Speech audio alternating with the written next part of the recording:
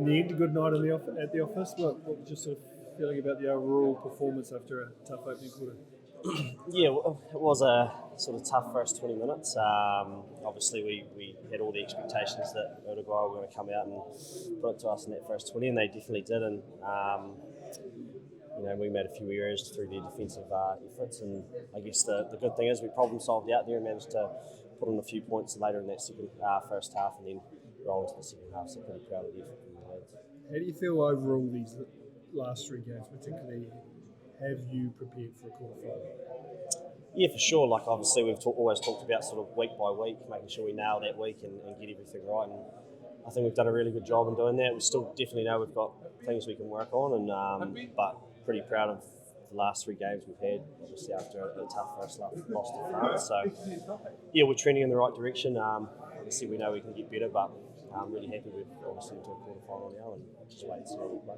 And your job is obviously to push for inclusion in that top lineup. Do you feel, particularly these last two games, you've kind of put your hand up and said, "I'm ready, coach"? Yeah, well, I think that's the job as any player gets an opportunity. You've got to try and make the most of it and put your hand up. And so we talk a lot about the competition at training. It's healthy. We're always trying to push each other. So yeah, hopefully I've put my hand up. But whatever role I'm given in the team, whether it's in the 23, whether it's not in the 23, it's from now on in. It's 1 week at a time, and it's about preparing the team the best we can. So yeah, I feel like the last couple of weeks have been good, but it's what it is.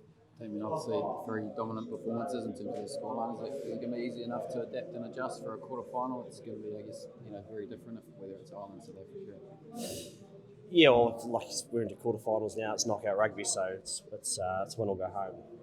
And we know whatever opponent we face, it's going to be a tough one. And I think for the last few games, defensively we've held teams out, which has been great. And then obviously on attack, we've shown that we can score tries.